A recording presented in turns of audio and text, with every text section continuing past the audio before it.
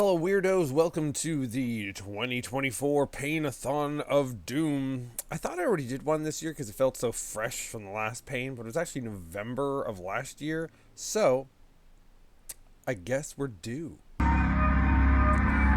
Basically, I did this very quickly, very last minute, so instead of doing it step by step, doing long written reviews for it, some I'll review in the very near future, so keep an eye on my socials, Tumblr, Instagram, Facebook, so on. Probably not Letterbox. I barely ever do that. I'm so unhip. But another day came where I had a couple of days to myself where I was barely working, barely having any other appointments, and home alone those couple of days. So I reached out to you guys and told you to pick some names for me. I had a few on my list already of things needed to get to, um, but you guys came and you did it. You gave me some doozies. We'll start off with number one. Number one. Chairman of the goddamn board, Carrot Top. Fuck.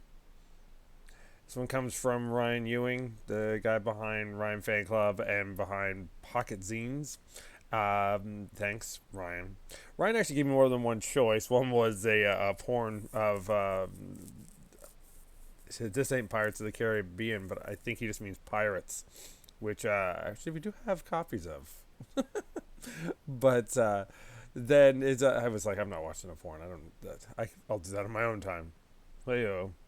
Then he also had Born to Ride, the John Stamos film, which I couldn't find a complete version of that anywhere because I only gave everyone about 24 hours notice for this. So that looked like that might be more fun, and I might have more to talk about with that at least. But yes, I obviously did have access to find Chairman of the Board with Carrot Top. Young surfer dude makes a company and becomes chairman of the board. Whoa, he's an eccentric young man running a company.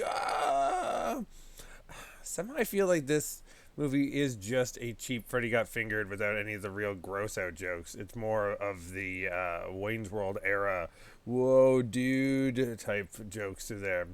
I have tried to watch this before, and I think I bailed out several times. One of those ones where I put it on, then went and just made food, and then eventually gave up. But it is the Painathon, so we did it. We went all the way through. It is before plastic surgery face of Carrot Top and before being super muscle bound. But you do realize that when he was young, he was still fairly fit because he's, fitting in with the surfer dude crowd. So I guess that's why he became the weird freak of nature that he is today. The humor is not that bad. It's really very pre-Nickelodeon, or well, maybe not pre. Probably Nickelodeon existed, but like before the boom.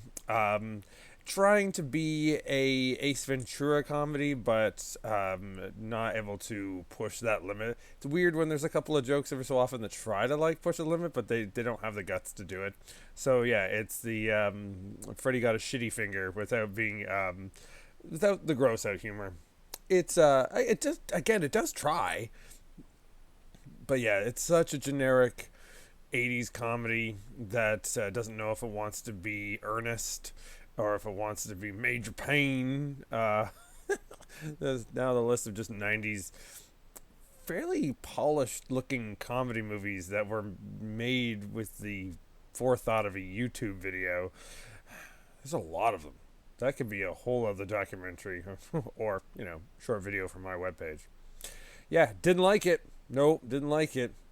It didn't do the same effect when I finally, after years on a Painathon, watched Yahoo Serious's Young Einstein, one that I'd seen the cover of forever, known of forever as a joke, or Simpsons joke, but even just a joke to me in general since it being a kid.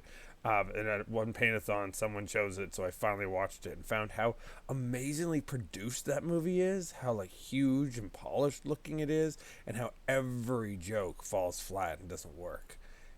It did seem like the filmmaking of a madman. Yahoo Serious is at least Young Einstein boggles the mind because of the production of that. There's very made-for-TV production with Chairman of the Board on this. This didn't take a whole lot of time to do. This movie probably could have been made by Pauly Shore, and it would have been like a smidge bigger at that time, which is such a weird thing to say in hindsight. But to realize that Pauly Shore and Carrot Top were not equals back then. But I think in history they just pretty much are. I actually quite like Pauly Shore to a certain level. It's a guilty pleasure, I suppose. But I don't think I'll be watching Chairman of the Board anytime soon again. Welcome back, weirdos. Well, this next one goes to Reza for choosing Making Contact. I was sure I had a VHS copy of Making Contact around here. Then I remembered, oh yeah, I force gifted that to Justin DeClue many, many years ago. Probably at a Geek Swap, just shoved it in his bag. The only reason I remember that is remember at one point being at his place and finding it there and being like, oh yeah, but he's probably never watched it. It is Roland Emmerich, so it is a thing that big blockbuster cinema people have an interest in. It's like the first major Roland Emmerich film, so it's still a co-French production, I believe. It's basically his take on E.T. It's his homage to all of American cinema, which is misleading with the cover showing a puppet floating out of the closet, which it is definitely a movie about a evil ghost puppet. Such mixed reviews for such a huge film, super polished and sort of beautiful in shots, very much a fan message to Steven Spielberg, Lucas, and all that kind of stuff, which is like very misleading from years of seeing this cover. But with the Roland Emmerich as well, though, it is a editing nightmare, where something can be so big and the production looks so Hollywood. It's several of Roland's films, they do get all fucked up later on, just as an editing and bad decision making, making it very confusing. There are several reasons for his sort of breakthrough film Making Contact to do that, so much so that he made not a sequel, but just like a self ripoff to try to make it more of a straight out American comedy called like Ghost Chasing or Ghost Chasers. I'm getting that wrong, but it has like a wrinklier puppet, which evidently is not a puppet. I don't know, but it stars Rusty from European Vacation and whatever his name is, who is from Night of the Creeps, which is a great movie. I wanted to see that one for so long, and then finally found that only a recent couple of years ago. And was super disappointed by it, as I am with Making Contact, because Making Contact is a confusing mess. But just to be a dick and put a spin on this, I remembered I own a copy of the original cut of Making Contact called Joey, which is 15 goddamn minutes longer. I thought to myself, maybe it was just like how it is on the DVD, or whatever, adding to the beginning and the end of the DVD. No, it's an extremely different cut of the film. I'm going to spoil something for you all now. I do this so you don't have to. Making Contact is an amazing experiment in a independent filmmaker making Hollywood type films, and I feel if you are a fan of any of his big films that he did later on, the only ones that I think I can really say I like is Stargate, which is a classic. It changed the scene a lot, and Independence Day. I don't know the next time I'm ever going to watch Independence Day again, but it is what it is. And Roland did and still does, huge, massive sci-fis that feel like as if someone they walked in and stole Spielberg's budget, but was like a robot, like he just didn't get it. It's a sort of soulless, massive, beautiful looking films. As to an extent is Making Contact about a little boy who finds a haunted toy in a basement of the house next door. He's trying to communicate with real spirits that he would care about, but the spirits, of course, are evil, blah, blah, blah, blah. But what makes it different in the two cuts for Joey? Joey's the lead little boy, and that's his name in this. And, okay. So number one, what's the big deal? There's two big differences in the cuts, okay? The second one's a big spoiler. So brace yourself. I'll put my hand on the screen like this when I say the spoiler's happening. But the first part, which is not a spoiler because it's just not in, or mainly in, and you'll really notice it now. I think it's great if you watch Making Contact and you know that it's cut, is Darth Vader. Yeah, Darth Vader. Darth Vader as the character, as the persona, as the costume, as a toy, and then as a full human is in Making Contact under the Joey cut. They reference it a fair bit in Making Contact, but he straight out, the child has to fight Darth Vader at one point in the film. And then people walk around with the helmet a lot, and there's other floating around Star Wars toys. All of his toys come to life, and then at one point Darth Vader does turn into full size to scare them. And obviously in copyright levels, they thought they could maybe make a deal, hindsight, and for the major release that had to be cut a lot. It's there if you look for it, it's there, but it is, and some of as well as several other Hollywood references, which the film is paying homage to. It's a big homage to E.T. The whole film is a huge homage for the way it's shot, the way the child is treated, everything in there. The second one is Joey fucking dies. Oh, sorry, spoiler. The kid does not survive in the original, well, in the Joey cut. There's and which is super weird because it's supposed to allude that he's brought back by ghosts or his spirit is there with you, and that's all set up and fine in the end of the Making Contact cut. But there's this weird shot of them slowly zooming in on him, who after we have decided that he's died in the hospital bed, but then his eyes open. So to give you this concept that no, the ghosts have brought him back. That whole scene is just gone, and it's then a weirder cut of a little girl walking toward the light, which then it freezes and zooms in very badly in the Joey cut on her. So it seems like the death of the child is the fake cut afterwards. I don't know which one really is which. I'm assuming Joey is the European cut that Emerald got to get away with because it has a lot more copyright infringement in it. So I'm imagining that Joey dying at the end is his original plan. And then, for America, they're like, that's too much of a bummer, so we'll leave you a hint that he's alive in a not so different way from the G.I. Joe animated movie of the 80s, where at the very end they go, Duke's alive, by the way, he was just in a coma. I'm imagining it was just like them rolling, and because they do it in sort of slow motion in Joey, Making Contact, in that cut. They do it slowly, showing the kid in bed, which we've seen several times since he has passed, and then his eyes open. I wonder if it was just B-roll from when they had said cut, and he opened his eyes, and then they said, well, we have it on film, we'll use it, we'll put that in. I don't know. Very weird, strangely morbid for this very Goonies kids adventure, very Stranger Things. Like, it feels like Stranger Things is referencing Making Contact more than it is half the stuff that they say they're referencing. And once again, weirdos, we have watched another one. This was only 35 minutes long, so awesome. It comes on a double bill with a film called Drill Bit, so it's two shot-on-video, grungy horror, independent backyard. Before it was cool, back in 91. Well, I guess that was when it was really cool, actually, in 91. That's when it was really happening a lot. Before we were talking about it, and everyone's doing all these retro homemade shot on video on purpose films these days. This is a bunch of people, and I always thought it was going to be American, but it's English. And I've had this for some time and kept meaning to watch it because it's sort of known as a bit of an apex of the punk rock, just silly horror film, just pulling all the punches in a short film. And so luckily you get it on a double bill. To how legit even my copy is, I don't know.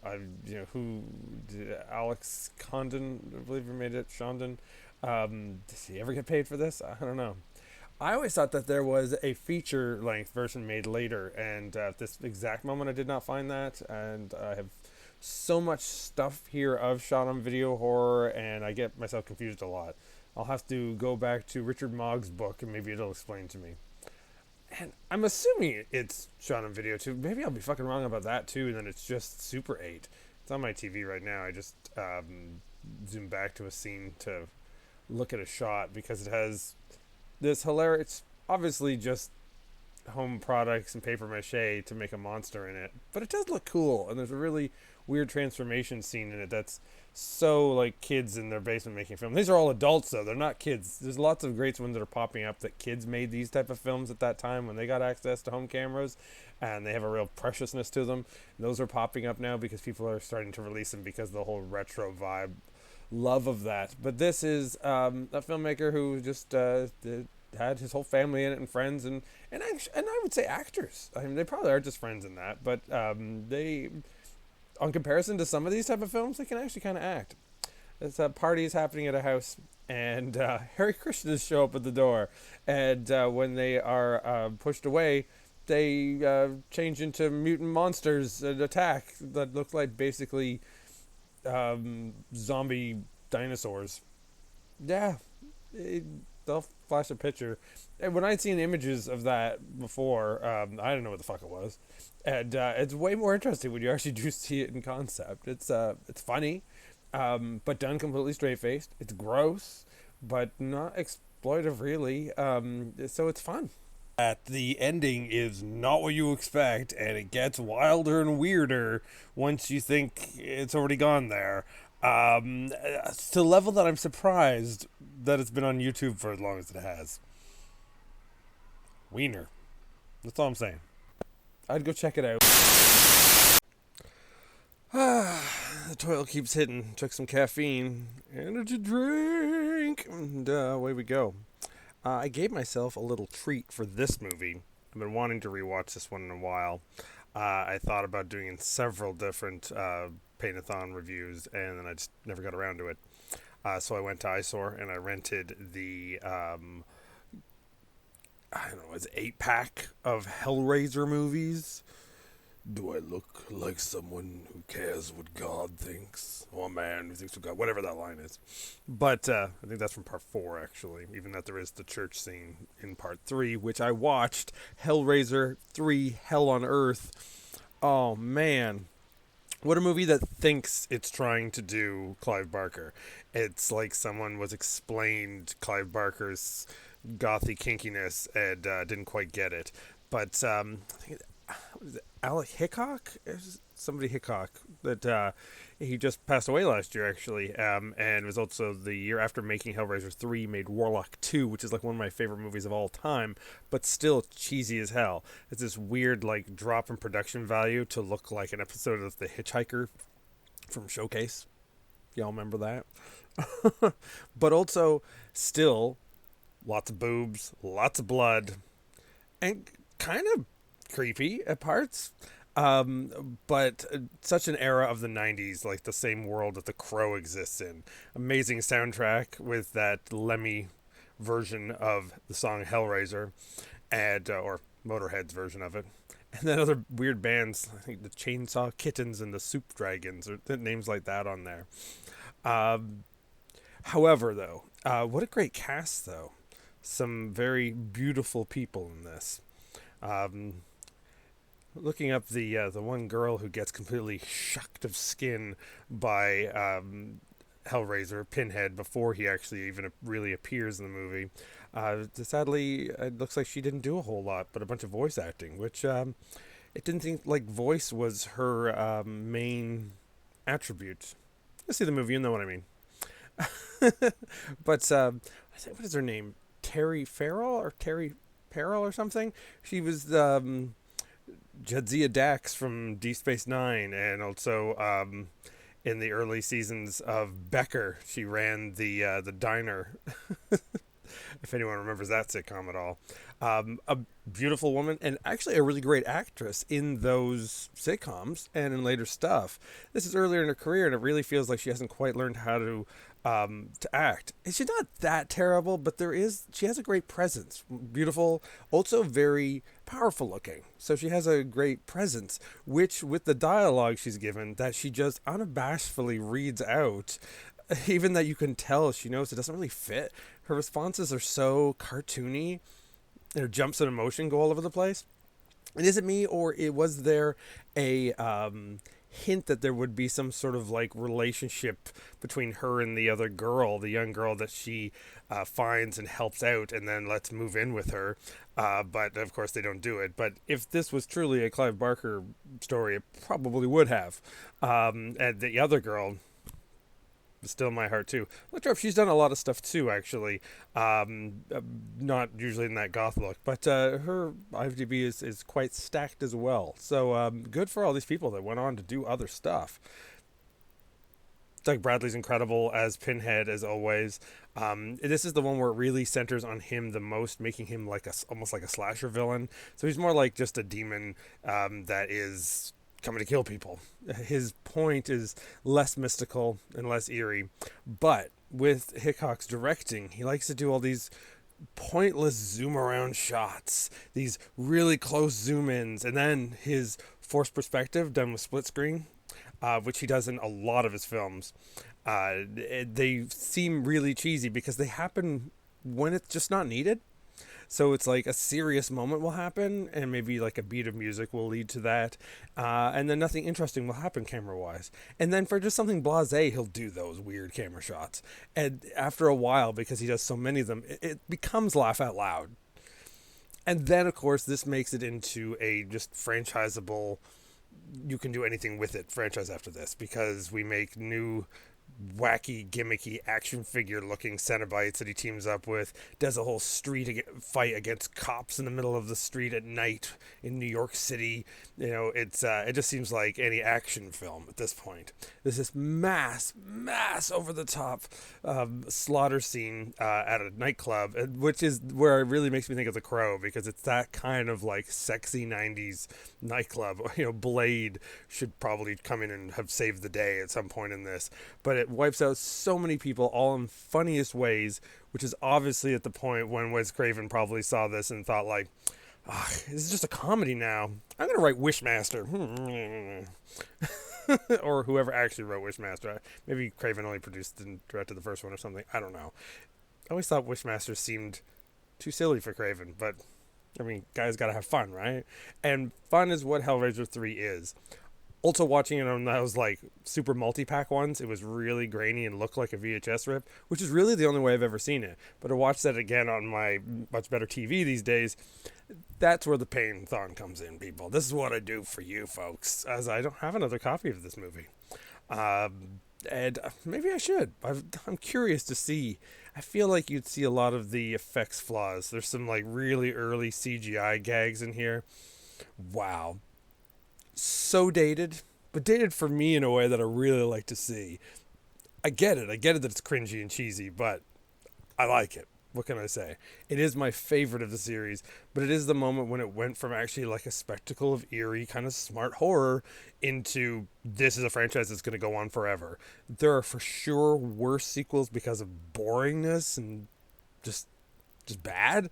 This is bad because it's so all over the place, so crazy. Very standard of Hitchcock's filmmaking for horror movies, which has been very fun for me. But if you were to like kind of watch it, you realize what kind of a mess that it is. And again, how they've gotten up and comer decent actors, and you can tell they know what they're doing and they're going to be something. But because of that, they're not questioning just how fucking cheesy this dialogue is. I love Hellraiser 3. This is my free ride. Probably for other people it would be pretty tough, but for me, this was my easiest part of the Painathon.